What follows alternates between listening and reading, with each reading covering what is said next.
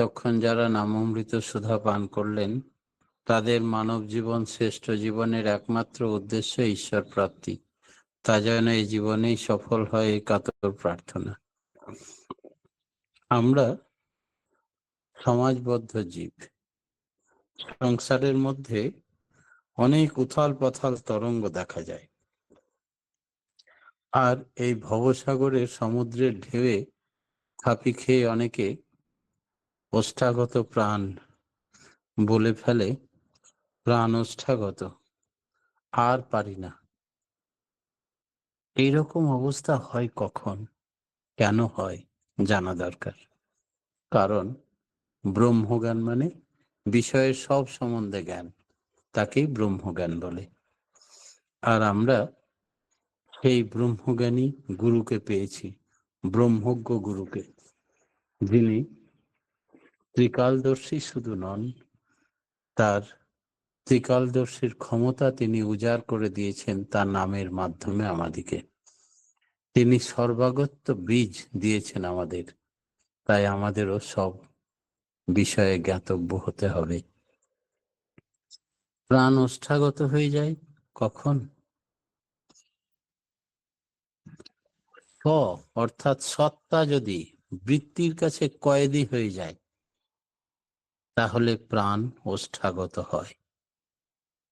আর বৃত্তি যদি সত্তার কাছে আজ্ঞাবহ সেবকের মতো কাজ করে, তখন প্রাণ আনন্দে নেচে বেড়ায়।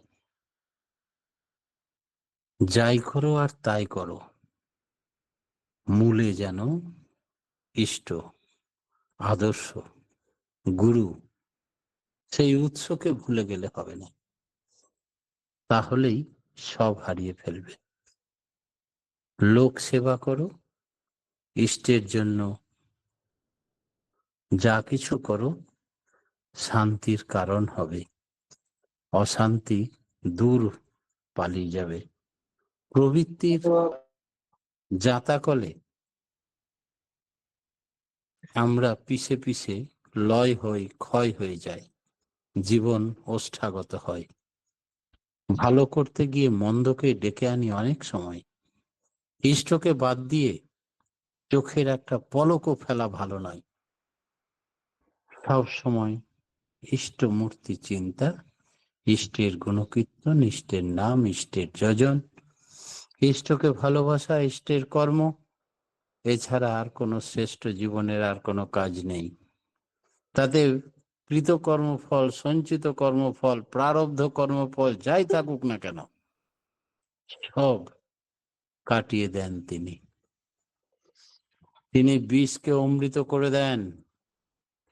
সামান্য খাবার, প্রত্যেক দিন জল থেকে চা পর্যন্ত, ভোরবেলা থেকে রাত্রি পর্যন্ত আমরা যা কিছু খাই, যদি তাতে হাজার জীবাণু থাকে, আমরা যদি তাকে নিবেদন করে প্রসাদ পাই, সেটা অমৃত হয়ে যায়। মীরাবাই যেটা করে দেখিয়েছিলেন, তার স্বামী রাজা তাকে দুধে বিষ মিশিয়ে দিয়েছিলেন খেতে। তিনি তাকে প্রভুকে নিবেদন করে, ভগবান শ্রীকৃষ্ণকে নিবেদন করে খেলেন, আর বিষ অমৃত হয়ে গেল, তার কোনো ক্ষতি হলো না। ঠাকুর আমাদের সব প্রোটেকশনের কথা বলেছেন। যত বড় বড় কর্মফল তুমি দুষ্কর্ম করে থাকো না কেন, এই জন্মেই পরমানন্দ ঘন সচ্চিদ আনন্দময়ের যদি নাম ধ্যানে মগ্ন থাকো, সমস্ত দুঃখ জ্বালা কোথায় পালিয়ে যাবে। আর প্রাণ ওষ্ঠাগত হয়ে গেছে, এ কথা বলতে হবে না। আমরা ভুল করি কখন? যখন প্রবৃত্তি বশে মনে করি এটা আমার বাড়ি, এইটা আমার সন্তান, এইটা আমার কন্যা, এইটা আমার স্বামী, এই টাকা পয়সা গয়নাগাটিগুলো আমার। আমরা তো দুদিনের খেলোয়াড়, আমরা কেউ এখানে থাকতে আসিনি। তাই এই মরজগতের কোনো ব্যক্তি বা কোনো বস্তু আমাদিকে সুখ দিতে পারে না। তাদের প্রতি যত ভালোবাসায় মায়াতে আচ্ছন্ন হয়ে আকৃষ্ট হব, তত নিজের দুঃখের আকরে ডুবে যাব, তাদের দ্বারা ঘাত প্রতিঘাত পেতে থাকব। শুধুমাত্র you are for the lord, not for others, you are for the lord and so for others. ইষ্টের চেয়ে থাকলে আপন, ছিন্ন ভিন্ন তার জীবন। এইটুকু কথা আমরা মনে রাখতে পারি না, কারণ ইষ্টকে বাদ দিয়ে, ইষ্টকে তো ধরাই আছে, দীক্ষা নিয়েছি মানে তাকে ধরে রেখে দিয়েছি। বাস্তব জীবনে প্রত্যেক মুহূর্তে তাকে স্মরণ মনন করতে পারি না, তাই দুঃখ আমাদের ওষ্ঠাগত প্রাণ করে তোলে। এর থেকে বাঁচার উপায় ঠাকুর বললেন,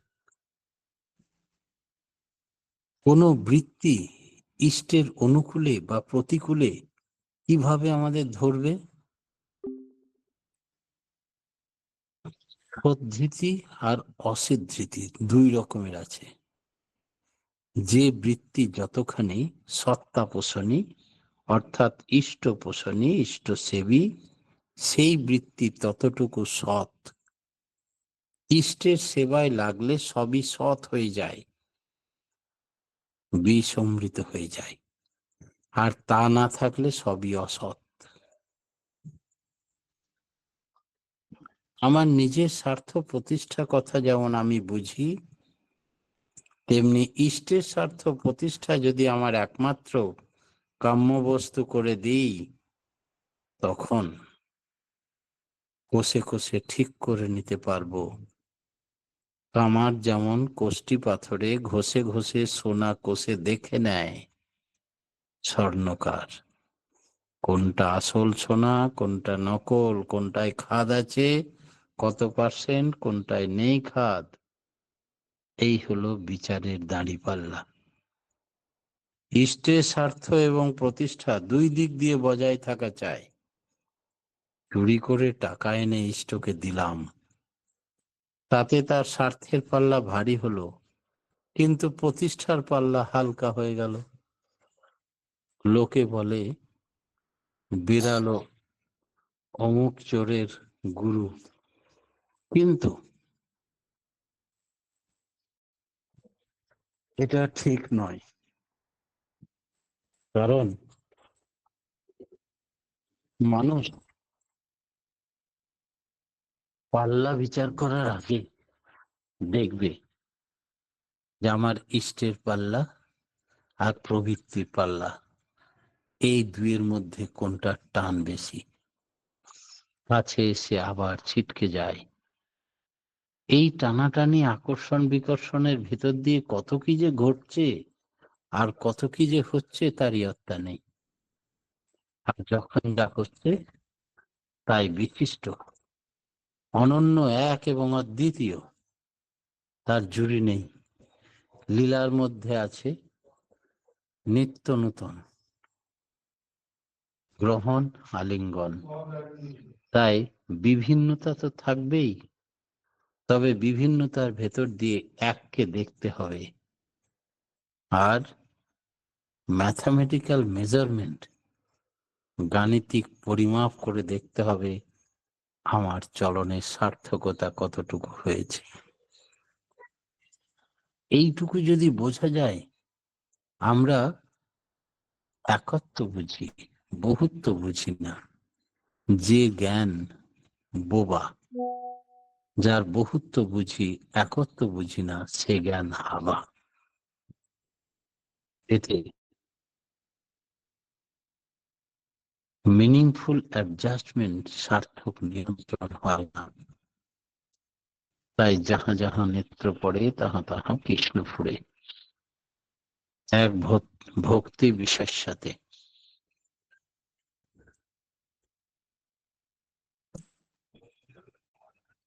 আমাদের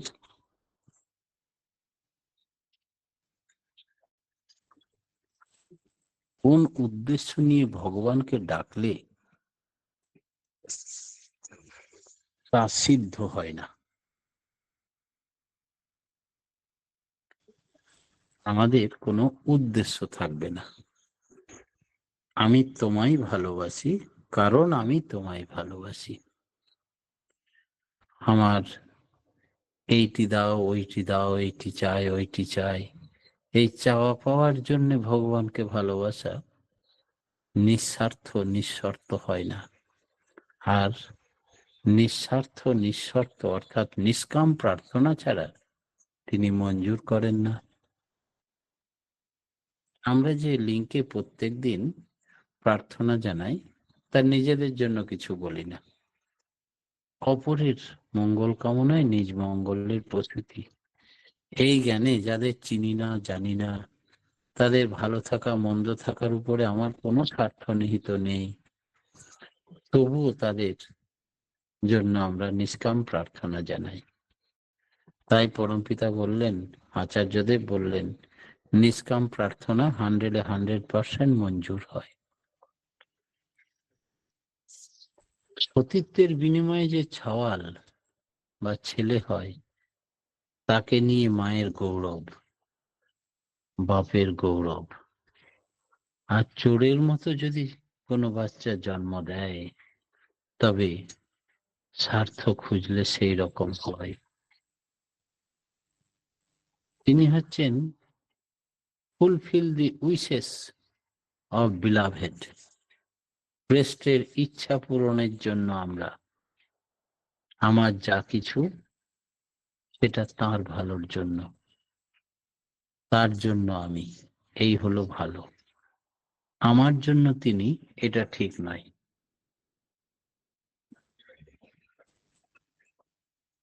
সত্য কি?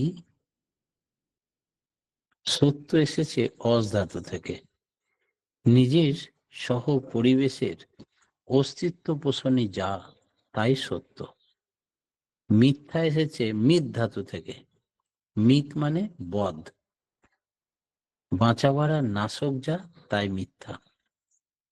সত্যং ব্রুয়াত প্রিয়ং ব্রুয়াত মা ব্রুয়াত সত্যম প্রিয়ম। আবার আছে, সত্যং লোকহিতং প্রত্যং ন যথার্থ বিভাষণম।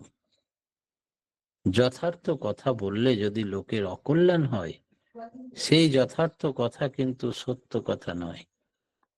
সত্য কথা মানে বাঁচা পারার অনুকূল কথা, তাও বলতে হয় প্রীতিকর ভঙ্গিতে। এরকম সত্য কথা যদি কেউ 12 বছর ধরে বলে, তাহলে সে বাকসিদ্ধ হয়ে যায়। শ্রী শ্রী ঠাকুরের কথা বলছেন। সে বোঝে কিসে কি হয়, আর বলেও তেমন হয়। তাছাড়া তার কথা সত্তাকে সন্দীপিত করা ছাড়া সংক্ষুব্ধ করে না। রূঢ় কথার মধ্যে এমন প্রীতির রস থাকে যে মানুষ তা উপভোগ করে। তার বকাটাও মিষ্টি, তার শাসন করাটাও মিষ্টি। অপ্রিয়ং সত্যং মা বদেত। যদি অপ্রিয় সত্য যদি না বলা যায়, তাহলে চোরকে তো চোর বলা যাবে না। চোরকে চোর বলো না, তবে সে যাতে চুরি না করে, মিষ্টি ভাবে বুঝিয়ে, যুক্তি দিয়ে বুঝিয়ে তাই করো। চোর বললে ভাববে আমার চোর নাম রটে গেছে চারিদিকে, ভালো করে চুরি তাহলে করি। তার বোধটা ভালো হবার চান্স কম। তাই বলতে হবে, ভাই, পরের কষ্টার্জিত জিনিস যেন এমন ভাবে কেউ না নেয়। কারণ তুমিও যে কষ্টার্জিত পয়সা, বাড়িতে যেটুকু জিনিসপত্র আছে, সেটা যদি অপরে নিয়ে পালিয়ে যায়, তখন তোমার কত কষ্ট হবে বলো দেখি। এইভাবে তুমি কত কষ্ট পাও, সব সাপান্তর করো লোককে, তাই লোকের অভিশাপ করো না, ভালো নয়। তুমি নিজে যদি একটু খাটো, কত আর রোজগার করতে পারবে। আর মনে সবসময় লোকের মারের বা পুলিশের ভয় থাকবে না, দুর্নামেরও ভয় কেটে যাবে চিরতরে। যে ছাওয়াল পাওয়ালের জন্য চুরি করে, এই ছেলেই পড়ে তার কাছে দাঁড়াবার জায়গা পাবে না। তোমার হীন কাজের জন্য ছেলেপিলের কাছে মাথা হেঁট হয়ে যাবে। এইভাবে যদি বুঝিয়ে বলে দেওয়া যায়, প্রাণ গলে যায়, তবে সে আর জীবনেও চুরি করবে না। ঠাকুর তার বাস্তব জীবনে এরকম কতবার করে দেখিয়েছেন। উচিত কথা কাকে বলে? আমরা বহু মানুষ মূর্খতাবশত বলে থাকি, আমি কিন্তু স্পষ্ট কথা বলতে ভালোবাসি, আমি উচিত কথা পছন্দ করি, ইত্যাদি কথা অনেকে আমরা দাদারা মায়েরা বলে থাকি। ঠাকুর বললেন, উচিত কথা তাকেই বলে শাশ্বত মিলন যাতেই হয়। আর যে কথাতে শাশ্বত মিলন হয় না, সেই উচিত উচিত নয়। উচিত কথা মানে যে কথায় মিল ঘটিয়ে দেয়। তা বাদ দিয়ে যে উচিত কথা, তা মানুষকে চোরাবালির মধ্যে বসিয়ে দেয়। যে উচিত বিচ্ছেদ এনে দেয়, যে উচিত একে অপর থেকে দূরে সরিয়ে দেয়, সেই উচিত উচিত নয়। শ্রাদ্ধ করলে কি হয়? আমরা সামাজিক পারিবারিক ব্যক্তি প্রত্যেকেই শ্রাদ্ধ শান্তি করে থাকি, পিতৃতর্পণ করে থাকি। এগুলোর কি আদৌ কোনো মূল্য আছে? নিশ্চয়ই আছে। ঠাকুর কি বলছেন এই সম্বন্ধে? শ্রাদ্ধ মানে পিতৃপুরুষের স্মরণ মনন সহ শ্রদ্ধার দান। ওতে আমাদের সহজাত সংস্কারগুলি পরিপুষ্ট হয়, আমরা উন্নত হয়ে উঠি। শোকে মানুষের শরীরের উপর একটা আঘাত পড়ে, রক্ত চলাচল ও শরীরের বিভিন্ন গ্রন্থির রসক্ষরণ অনেকখানি ব্যাহত হয়, তাতে হজম শক্তি বিপন্ন হয়ে পড়ে।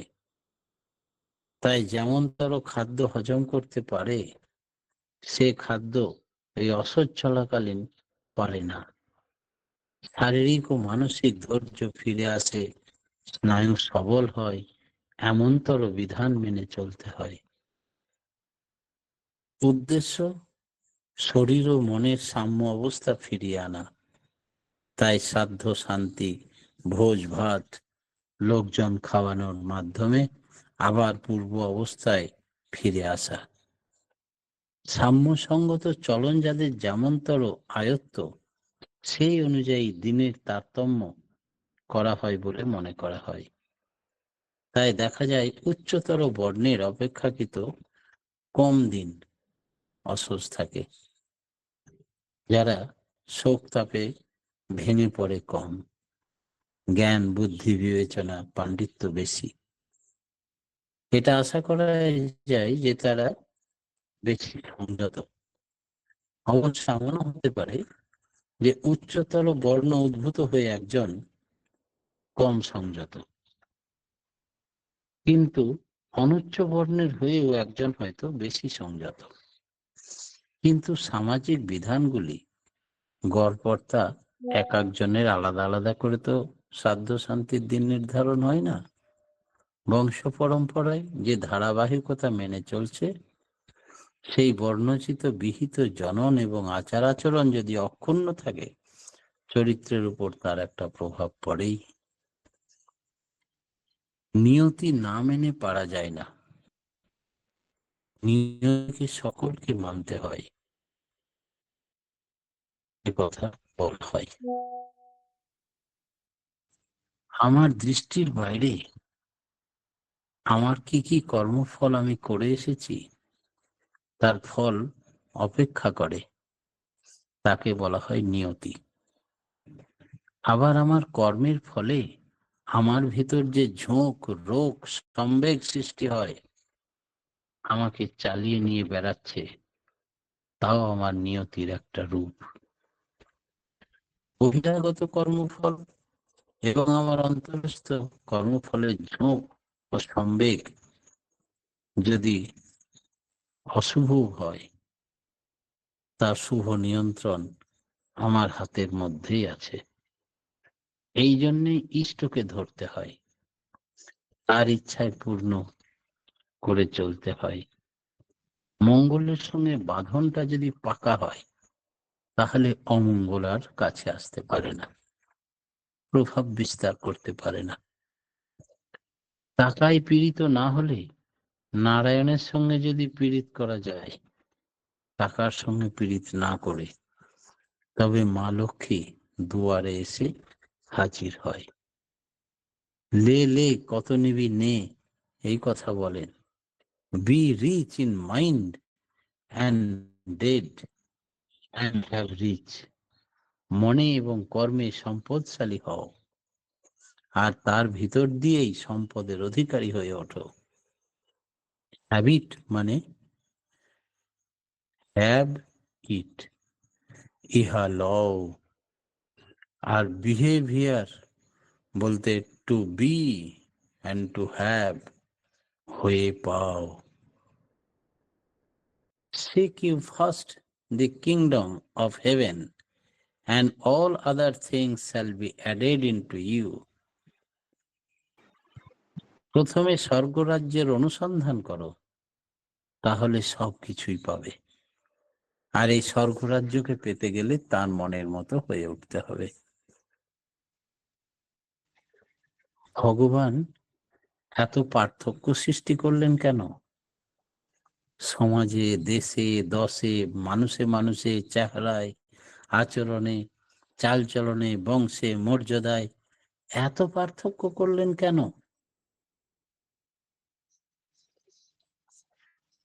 ডিফারেন্স বা পার্থক্য না থাকলে কেউ কাউকে চিনতে পারতো না, সব গুলিয়ে যেত, অনুভবই করতে পারতো না উভয়ের মধ্যে মেলামেশা করে তাদের আচার আচরণের পার্থক্যের কথা। কেবল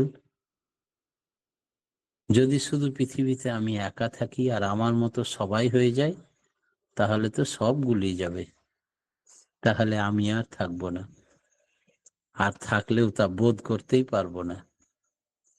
তাই স্বাতন্ত্র্যের প্রয়োজন আছে বই কি। বৈশিষ্ট্যওয়ালা বহু সহযোগের ভিতর দিয়ে প্রত্যেকটিকে আমরা ঠিক করতে পারি, নিশানা করতে পারি। একক কেউ টিকতে পারে না, তাই পার্থক্য চাই, ভগবত ঐক্যের ক্ষেত্রেও এবং অন্তর্রাশি হয়ে ক্ষেত্রেও। পার্থক্য সত্ত্বেও আমরা পরস্পরকে যেন উপভোগ করতে পারি, আমরা উপভোগ করি, বৃদ্ধি পেতে পারি, বৃদ্ধি পাই, উপভোগ করতে করতে এগিয়ে যাওয়ার মানসিকতা যেন থাকে। পরম পিতার রাঙারাতুল চরণে প্রত্যেকের অমৃত পথে যাত্রী দাদা মায়েদের অমৃতের পথে যাত্রা সফল হোক, এই কাতর প্রার্থনা জানিয়ে আজকের মতো আমার ক্ষুদ্র বক্তব্য এখানেই শেষ করলাম। জয় গুরু। জয় গুরু দাদা, অসাধারণ, অপূর্ব আমরা শুনে নিলাম।